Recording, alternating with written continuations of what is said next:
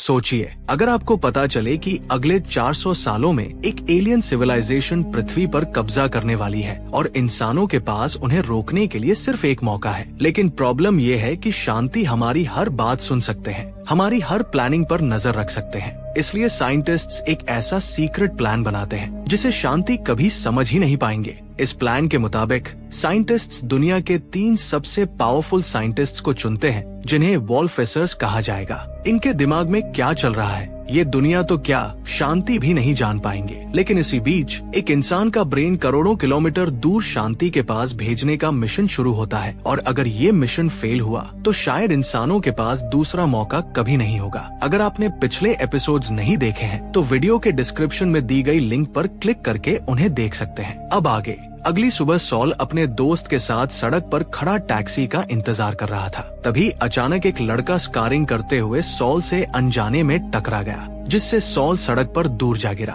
उसी पल एक तेज रफ्तार कार ने सॉल के दोस्त को टक्कर मार दी। इस हादसे में उसकी दर्दनाक मौत हो गई। ये सब अपनी आंखों के सामने होते देख सॉल डर से कांपने लगा। कुछ ही देर बाद ये खबर डिटेक्टिव तक पहुंच गई। डिटेक्टिव ने सॉल को हेडक्वार्टर्स में बुलाया। वहाँ डिटेक्टिव ने सॉल को बताया कि जिस कार ने उसके दोस्त को टक्कर मारी थी, असल में उसे किसी ने हैक कर लिया था। और सबसे चौंकाने वाली बात ये थी कि उस कार का निशाना उसका दोस्त नहीं बल्कि सॉल खुद था। लेकिन उस कारिंग करते हुए लड़के की टक्कर की वजह से सॉल अचानक सड़क पर गिर गया और इसी वजह से उसकी जान बच गई। ये सुनकर सॉल बुरी तरह घबरा गया। आखिर कोई उसे मारना क्यों चाहता था? तब डिटेक्टिव ने उसे बताया कि कुछ दिन पहले ही सॉल की ये वेंजी से बात हुई थी और उसके कुछ ही समय बाद किसी ने ये वेंजी का मर्डर कर दिया। डिटेक्टिव ने कहा, हो सकता है ये वेंजी ने तुम्हें कोई ऐसा राज बताया हो जिसे जानने के बाद अब कोई तुम्हें भी खत्म करना चाहता है। लेकिन सॉल ने डिटेक्टिव से साफ कह दिया कि ये वेंजी ने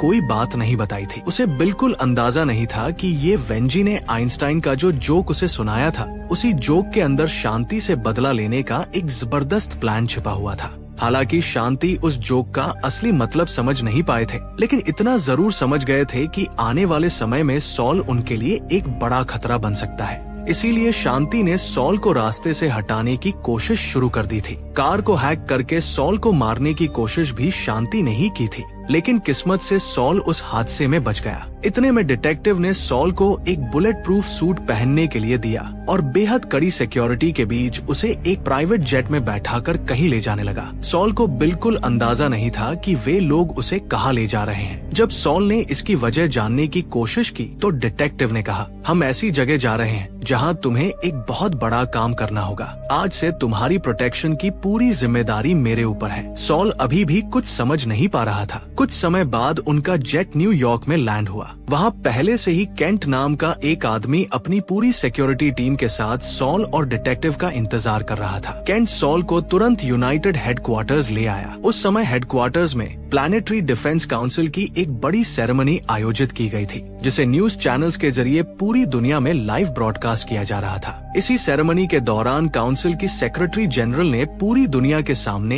एक बेहद सीक्रेट और महत्वपूर्ण प्रोजेक्ट का ऐलान किया। इस प्रोजेक्ट का नाम था वॉल्फेसर प्रोजेक्ट। इस प्रोजेक्ट के तहत कुछ चुनिंदा साइंटिस्ट्स को वॉल्फेसर्स बनाया जाना था, जिनका असली काम और उनके दिमाग में चल रही प्लानिंग पूरी दुनिया से छिपी रहेगी, क्योंकि शांति अपने सोफोन्स के जरिए इंसानों की लगभग हर सीक्रेट इंफॉर्मेशन हासिल कर सकते थे। इंसान क्या कर रहे हैं, क्या प्लान बना रहे हैं, यहाँ तक कि साइंटिस्ट के बीच होने वाली बातचीत तक शांति की नजर से बच नहीं सकती थी। ऐसे में शांति से छिपकर कोई भी बड़ा कदम उठाना लगभग नामुमकिन था। लेकिन वॉल्फेसर प्रोजेक्ट का सबसे बड़ा मकसद ही यही था, ऐसा प्लान बनाना जिसे शांति देख तो सके लेकिन समझ न सके। लेकिन शांति की भी एक बड़ी कमजोरी थी। शांति इंसानी दिमाग को पढ़ नहीं सकते थे। इसी कमजोरी को ध्यान में रखते हुए वॉल्फेसर प्रोजेक्ट की शुरुआत की गई। इस प्रोजेक्ट के तहत काउंसिल के मेंबर्स ने दुनिया के 3 सबसे इंटेलिजेंट लोगों को चुना, जिन्हें वॉल्फेसर्स कहा गया। इन वॉल्फेसर्स का काम था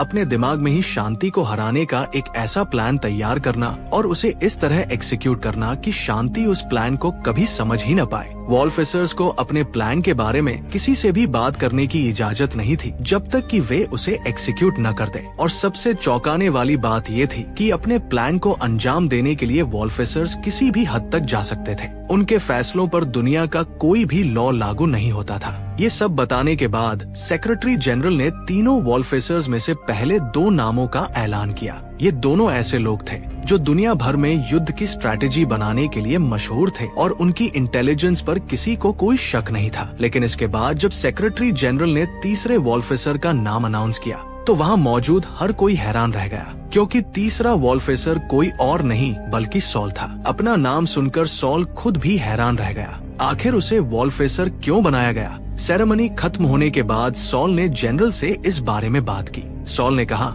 मेरा नाम वॉल्फिसर में क्यों शामिल किया गया है? मैं तो एक लो लेवल रिसर्चर हूँ। मुझे युद्ध की स्ट्रैटेजी के बारे में भी कुछ खास जानकारी नहीं है। इस पर जनरल ने जवाब दिया, तुम्हें एक खास मकसद के लिए वॉल्फिसर बनाया गया है। सॉल ने पूछा, लेकिन वो खास मकसद क्या है? जनरल ने कहा, ये तो मुझे भी नहीं पता। फिर जनरल ने सॉल को समझाते हुए कहा, लेकिन तुम चिंता मत करो, समय आने पर तुम्हें खुद सब कुछ समझ में आ जाएगा। ये सुनकर सॉल के मन में सवालों का तूफान उठ गया। आखिर उसे ही वॉल्फिसर क्यों चुना गया था? और ये वेंजी ने मरने से पहले उसे आइंस्टाइन का वो जो क्यों सुनाया था?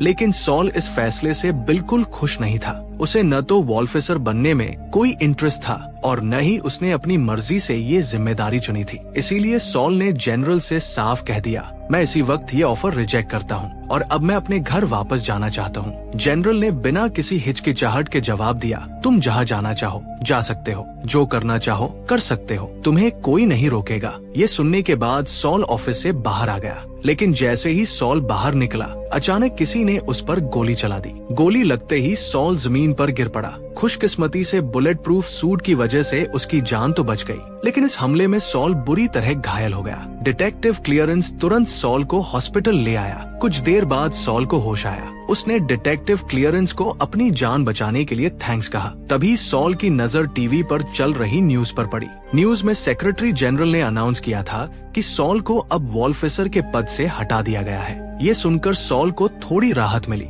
इसके बाद डिटेक्टिव क्लियरेंस ने सॉल को बताया कि न्यूयॉर्क पुलिस ने उस शख्स को अरेस्ट कर लिया है जिसने उस पर गोली चलाई थी। पूछताछ में उस शख्स ने बताया कि वो शांति का भक्त है और उसने शांति के आदेश पर ही सॉल को मारने की कोशिश की थी। ये सुनकर सॉल हैरान रह गया। कुछ देर बाद सॉल ने डिटेक्टिव से कहा कि अब वो अपने घर जाना चाहता है। तभी वहाँ केंट आ गया और सॉल से कहा, अब से मैं आपका असिस्टेंट हूँ। आज के बाद आप जहाँ भी जाएंगे मैं आपके लिए सारी अरेंजमेंट्स करूँगा। सॉल ने हैरानी से कहा, लेकिन मैं अब वॉल्फिसर नहीं हूँ। इस पर केंट ने जवाब दिया, हाँ, आप वॉल्फिसर से बाहर आ चुके हैं, लेकिन मुझे जो काम करने का आदेश मिला है मैं वही करूँगा। फिर केंट ने कहा, मुझे बस अपना ड्यूटी करना है। सॉल एक बार फिर जनरल से मिलने पहुंचा और उनसे पूछा, जब मैं वॉल्फिसर का हिस्सा ही नहीं हूँ तो फिर मुझे जबरदस्ती इस तरह क्यों रखा जा रहा है? इस पर जनरल ने सॉल को समझाते हुए कहा, भले ही तुम इस पद से इस्तीफा दे चुके हो, लेकिन पूरी दुनिया के सामने तुम अब भी एक वॉल्फिसर के रूप में स्वीकार किए जा चुके हो। दुनिया की नजरों में तुम वॉल्फिसर हो।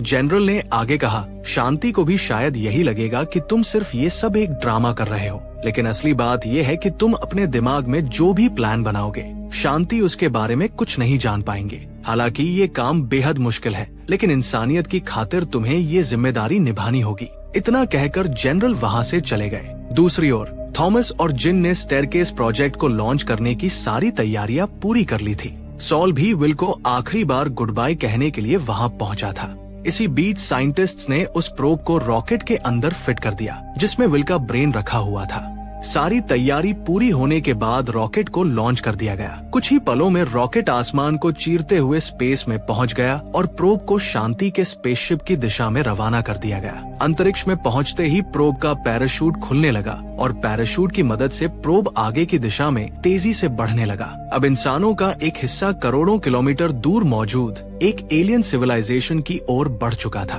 प्रोब का पैराशूट एक के बाद एक न्यूक्लियर बॉम्ब के पास से गुजरने लगा। प्लानिंग के मुताबिक जैसे ही प्रोब किसी न्यूक्लियर बॉम्ब के पास से गुजरता, बॉम्ब में ब्लास्ट हो जाता। हर एक न्यूक्लियर एक्सप्लोजन से निकलने वाली रेडिएशन और एनर्जी की मदद से प्रोब की स्पीड लगातार बढ़ती जा रही थी। एक के बाद एक न्यूक्लियर बॉम्ब डिटोनेट होते गए और प्रोब लगातार शांति के स्पेसशिप की दिशा में आगे बढ़ता रहा। सब कुछ बिल्कुल प्लान के मुताबिक चल रहा था। इसे देखकर जिन, थॉमस और बाकी साइंटिस्ट्स को मिशन की सक्सेस की उम्मीद और भी बढ़ने लगी, लेकिन उन्हें जरा भी अंदाजा नहीं था कि लगातार हो रहे न्यूक्लियर एक्सप्लोजन्स की वजह से प्रोब के पैराशूट की रोप्स धीरे धीरे कमजोर हो रही थी। और तभी अगला न्यूक्लियर ब्लास्ट हुआ। एक रोप अचानक टूट गई। रोप टूटते ही पैराशूट का बैलेंस बिगड़ गया और प्रोब अपनी सही डायरेक्शन से भटक गया, जिस रास्ते से उसे शांति के स्पेसशिप की तरफ जाना था। अब प्रोब उससे बिल्कुल अलग डायरेक्शन में आगे बढ़ने लगा। मिशन, जो अब तक बिल्कुल प्लान के मुताबिक चल रहा था, अचानक खतरे में पड़ चुका था। ये देखकर वहाँ मौजूद सभी लोग मायूस हो गए, क्योंकि उनका मिशन फेल हो चुका था। लेकिन सबसे ज्यादा दुख जिन और सॉल को हुआ, क्योंकि उनका दोस्त विल अब भी एक प्रोब के अंदर जिंदा था। उसका ब्रेन इस अनंत ब्रह्मांड में अकेला भटकता रहेगा। विल को खोने के गम में जिन रोने लगी। तभी थॉमस ने जिन के कान में कुछ कहा और इसके बाद दोनों वहां से लंदन की तरफ रवाना हो गए। मिशन फेल होने के बाद थॉमस वेड अपने प्राइवेट जेट से लंदन वापस लौट रहा था। उसके मन में स्टेयरकेस प्रोजेक्ट की नाकामी और विल के ब्रेन को खो देने का दुख था। तभी अचानक जेट की टीवी स्क्रीन पर सोफोन दिखाई देने लगी। सोफोन वेड को बताती है कि स्टेयरकेस प्रोजेक्ट फेल हो गया और शांति को विल से मिलने की उम्मीद थी। फिर वो वेड की हाइबरनेशन टेक्नोलॉजी का जिक्र करती है और कहती है कि अगर वो टेक्नोलॉजी सक्सेसफुल हुई तो उन्हें वेड से मिलने की उम्मीद है। वो ये भी कहती है कि ह्यूमंस बहुत फ्रेजाइल हैं। वेड जवाब देता है कि अगर शांति उसे देख रहे हैं तो इसका मतलब है कि वो कुछ सही कर रहा है। सोफोन जवाब देती है कि वेड एक स्ट्रॉन्ग लीडर है और फिर सबसे इम्पोर्टेंट बात कहती है, There will be a place for you when we arrive. You are part of our plan. यानी सिंपल वर्ड्स में, जब हम अर्थ पर आएंगे तुम्हारे लिए भी हमारे पास एक जगह होगी। तुम हमारे प्लान का हिस्सा हो। लेकिन असली डर इसके बाद शुरू होता है। टीवी स्क्रीन बंद होने के बाद सोफोन सडनली वेड के एक्चुअल प्लेन के अंदर अपीयर हो जाती है। फिर वो वेड को बेसिकली वार्न करती है, हम हमेशा तुम्हारे साथ रहेंगे। तुम जिस भी रूम में जाओगे हम पहले से वहाँ तुम्हारा इंतजार कर रहे होंगे। हम तुम्हें जो दिखाना चाहेंगे तुम वही देखोगे जब तक तुम मर नहीं जाते। इसके बाद वेड को एक डिस्टर्बिंग काउंटडाउन दिखाई देता है और वो अपने ही बॉडी का एक हॉरिफाइंग विजन देखता है। इस सीन का रियल मीनिंग ये है, शांति वेड को फिजिकली मारने की धमकी से ज्यादा डेंजरस चीज दिखा रहे हैं। तुम चाहे कितने भी पावरफुल हो जाओ, हम तुम्हारी रियलिटी को कंट्रोल कर सकते हैं। कुछ समय बाद जिन और सॉल एक साथ बैठे हुए थे। दोनों विल को खोने के गम में डूबे हुए थे और साथ ही स्टेयरकेस प्रोजेक्ट के फेल होने का दुख भी उन्हें अंदर से तोड़ रहा था। अब दोनों को लगने लगा था कि शांति को रोक पाना शायद मुमकिन नहीं है। उन्हें यकीन हो चुका था कि एक दिन शांति पृथ्वी पर आएंगे और पूरी ह्यूमन रेस को खत्म कर देंगे। लेकिन तभी डिटेक्टिव क्लियरेंस वहां पहुंचे और दोनों को अपने साथ जंगल के किनारे मौजूद एक झील के पास ले गए। वहां करोड़ों की तादाद में छोटे छोटे कीड़े मौजूद थे जो आसपास के गांव के लोगों को काफी परेशान कर रहे थे। डिटेक्टिव क्लियरेंस ने उन कीड़ों की तरफ देखते हुए कहा, हम इनसे नफरत करते हैं। हम जितना भी इन्हें मार लें ये कभी पूरी तरह खत्म नहीं होते। आज तक हम इन्हें मारकर खत्म नहीं कर पाए। डिटेक्टिव की इस बात ने जिन और सॉल को एक नई उम्मीद दे दी। उन्हें एहसास हुआ कि किसी दुश्मन को पूरी तरह खत्म न कर पाना इसका मतलब ये नहीं कि उसके खिलाफ लड़ना बंद कर दिया जाए। इसके बाद तीनों ने एक बार फिर अपना आत्मविश्वास हासिल किया और शांति के खिलाफ एक नई प्लानिंग शुरू करने के लिए तैयार हो गए। और इसी के साथ 3 बॉडी प्रॉब्लम के एपिसोड 8 के साथ इसका पहला सीजन भी खत्म हो जाता है। लेकिन कहानी अभी खत्म नहीं हुई है। आगे हम जानेंगे कि शांति को रोकने के लिए थॉमस आखिर क्या करने वाला है। क्या विल का ब्रेन इस अनंत ब्रह्मांड में हमेशा के लिए खो जाएगा या फिर इंसान उसे वापस पाने में कामयाब होंगे। आखिर ये वेंजी के उस जोक के अंदर ऐसा क्या छिपा हुआ है। और सबसे बड़ा सवाल, क्या सॉल उस जोक का असली मतलब समझ पाएगा। इन सभी सवालों के जवाब जानने के लिए हमें इंतजार करना होगा 3 बॉडी प्रॉब्लम के अगले सीजन का। लेकिन तब तक हमारे पास ऐसी ही बहुत सारी इंटरेस्टिंग कहानियां मौजूद हैं जिन्हें आप हमारे चैनल पर देख सकते हैं और हम भी आपके लिए आगे ऐसी ही दमदार कहानियां लेकर आते रहेंगे। तब तक के लिए अपना ख्याल रखिए और मिलते हैं अगली कहानी में।